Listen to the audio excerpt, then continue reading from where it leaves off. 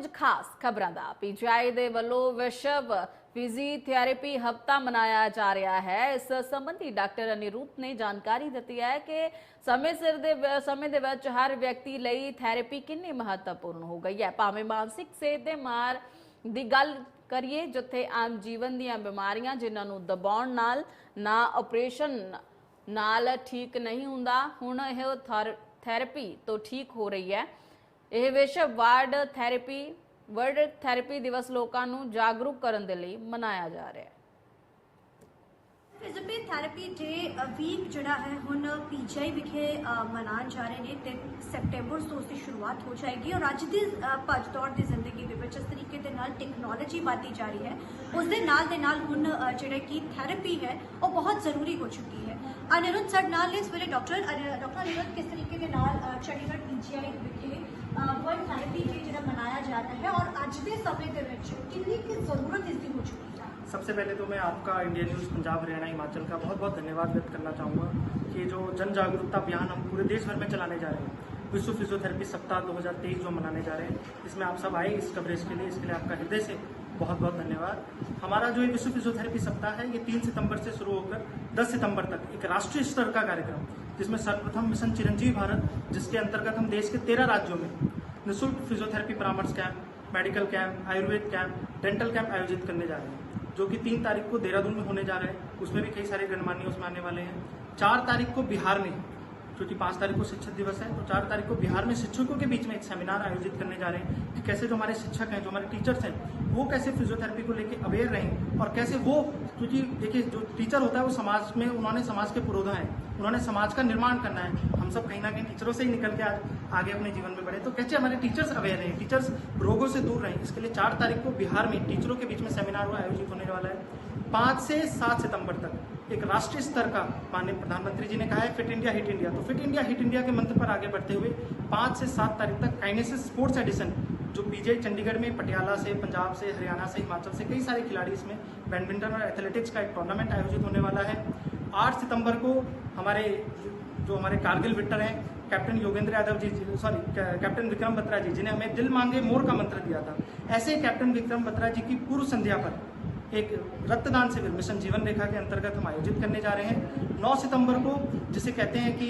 माननीय प्रधानमंत्री जी ने कहा था करो योग रहो निरोग, ऐसे एक योगा कैंप पीजीआई चंडीगढ़ में आयोजित होने वाला है। और 10 सितंबर को एक राष्ट्रीय स्तर की वर्कशॉप, जिसमें कई सारे देश के बहुत बड़े बड़े गणमान्य डॉक्टर्स, नर्सेज, फिजियोथेरेपिस्ट, अन्य कई मेडिकल प्रोफेशनल्स इस कार्यक्रम में हिस्सा लेने वाले हैं, फॉलोड बाय अवार्ड सेरेमनी। जो हमारे खिलाड़ी हैं उनका हम सम्मान करने 10 तारीख को जा रहे हैं। आज के समय में कितना इम्पोर्टेंट हो चुका है थेरेपी का, कितना अहम रोल है जो अब बढ़ता जा रहा है। आमतौर के ऊपर थेरेपी हम पहले कभी कभार सुनते थे, लेकिन अब ये रूटीन का हिस्सा कैसे बनता जा रहा है, कितनी ज़रूरत हो चुकी है। देखिए, हम देख रहे हैं दिन by day, specially after Covid, कैसे दिन प्रतिदिन जो साइकोलॉजिकल डिसऑर्डर है, मेंटल डिसऑर्डर है, जो जिन्हें हम मतलब कॉमन वर्ड कहें तो लाइफस्टाइल डिसऑर्डर दिन प्रतिदिन बढ़ते जा रहे हैं। तो लाइफस्टाइल डिसऑर्डर्स के न केवल प्रिवेंशन में, उनके ट्रीटमेंट में भी फिजियोथेरेपी एक बहुत इंपॉर्टेंट रोल प्ले करता है। क्योंकि हम ड्रग खाते हैं, अगर हम मेडिसिन ले रहे हैं तो उस मेडिसिन का कहीं ना कहीं साइड इफेक्ट है, बॉडी पे कहीं ना कहीं साइड इफेक्ट डालता है, या कहीं ना कहीं ब्रेन पे, लिवर पे वो साइड इफेक्ट डालता है। लेकिन जो थेरेपी है, जो एक्सरसाइज है, जिसे हम कह सकते हैं कि आज के समाज में द न्यू मॉडर्न मेडिसिन है, ये new modern medicine without any side effect, body में से हार्मोन रिलीज होते हैं जिन्हें हम हैप्पी हार्मोन्स कह सकते हैं, या जिसे हम कह सकते हैं कि बॉडी में एक फील गुड फैक्टर ये हमारी बॉडी को देते हैं, जिससे हम इन सारी बीमारियों के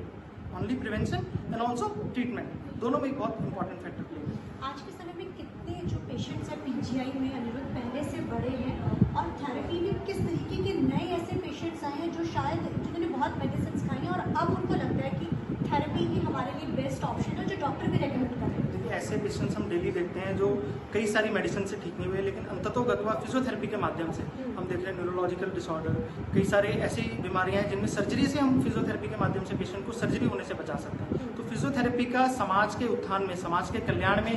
पेशेंट के ओवरऑल रिहैबिलिटेशन, ओवरऑल ट्रीटमेंट में बहुत इंपॉर्टेंट रोल होता है। और उस ओवरऑल रोल देख रहे हैं हम दिन प्रतिदिन पेशेंट बढ़ते जा रहे हैं, क्योंकि साइकोलॉजिकल डिसऑर्डर्स बढ़ रहे हैं, लोगों को मेंटली लोग उतना गुड नहीं फील करते हैं जितना पहले फील किया करते थे। तो धीरे धीरे जो बीमारियां जैसे जैसे बढ़ती जा रही हैं, उन बीमारियों के प्रिवेंशन में और ट्रीटमेंट में फिजियोथेरेपी बहुत इंपॉर्टेंट रोल प्ले करती है। आमतौर के ऊपर जब अभी ऐसे मैं कुछ तस्वीरें भी देखती हूँ कि डिलीवरी के बाद जो कसरत होती है, जो आजकल फिट रहने के लिए या मेंटल लेवल को सेट करने के लिए, जो मेंटली जिसका डिप्रेशन का जो बहुत इम्पैक्ट पड़ता जा रहा है, उस उसमें भी अदरवाइज आमतौर पे पहले कहा जाता था कि प्रेगनेंसी के बाद जब बेबी बॉर्न हो तो आप किसी भी तरीके की कोई भी एक्सरसाइज नहीं कर सकते, क्या ये ट्रेंड अब चेंज हुआ? बिल्कुल ट्रेंड अब चेंज हुआ। तो सर्जरी के बाद भी नेक्स्ट डे हम लोग एक्सरसाइज शुरू कर देते हैं, जैसे कहते हैं वेट बियरिंग या लोडिंग जॉइंट पे शुरू कर देते हैं। ऐसी वॉल्व फ्लो है जो ये कहता है कि जितनी जॉइंट पे लोडिंग होगी उतनी जॉइंट और ज़्यादा स्ट्रांग होगी या उतनी मसल्स और ज़्यादा स्ट्रांग होगी। तो जितनी ज़्यादा हम एक्सरसाइज कराएंगे, जितना ज़्यादा मसल्स को स्ट्रेंथनिंग करेंगे, उतना उसका बेटर इफेक्ट रहता है। सेम गोस जो आप गायनी पेशेंट्स की बात करें कि अब आप देख रहे हैं कैसे आजकल मेरी माताओं बहनों को निरंतर पीसीओएस की बीमारी बढ़ती जा रही है। तो हम गायनी डिपार्टमेंट में भी आजकल हम यही काम कर रहे हैं कि जो महिलाएं कई सालों से जो कंसीव नहीं हो पा रही थी, थ्रू मेडिसिन भी कंसीव नहीं हो पा रही थी, उन्हें हम एक्सरसाइज और डाइट देके हमने कई सारे पेशेंट्स, हमारे पास रिजल्ट्स हैं विद प्रूफ, हमने कई सारे ऐसे पेशेंट्स हैं जो कई सालों से कंसीव नहीं हो पा रहे हैं, थ्रू एक्सरसाइज हमने कंसीव करवाया। तो जो मेंटली जो एक प्रॉब्लम आजकल आमतौर में डिप्रेशन, अब जो छोटे बच्चे भी कहते हैं हमें टेंशन हो रही है, हमें डिप्रेशन है, तो वो कैसे मतलब बच्चों में बढ़ता जा रहा है, उसको कैसे हम लोग ठीक करें? देखिए दिन प्रतिदिन मैंने आपको जैसे बताया कोविड के बाद हम साइकोलॉजिकली थोड़ा वीक, तो मैंने बताया जब हम एक्सरसाइज करते हैं तो कई सारे हमारी बॉडी से ऐसे गुड हार्मोन्स होते हैं जो हमें फील गुड फैक्टर या हैप्पी हार्मोन्स होते हैं जो हमारी बॉडी से रिलीज होते हैं, तो उसका बॉडी में एक बहुत ही पॉजिटिव इम्पैक्ट आता है।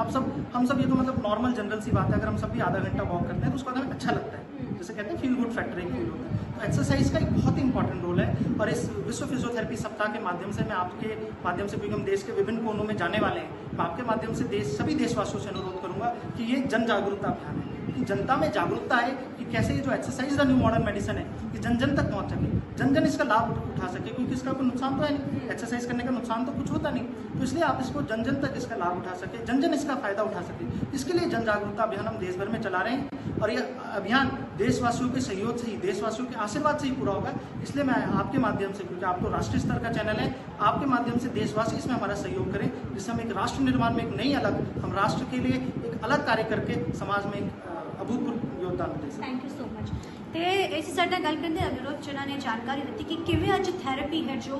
हर शख्स के लिए बहुत अहम हो चुकी है। सो निरोग रहने के लिए बेटर है कि असी पूरे तरीके के एक्सरसाइज करें ताकि असी तंदुरुस्त रहिए ते साडा परिवार भी तंदुरुस्त रहे। कैमरामैन गुरविंदर के नाल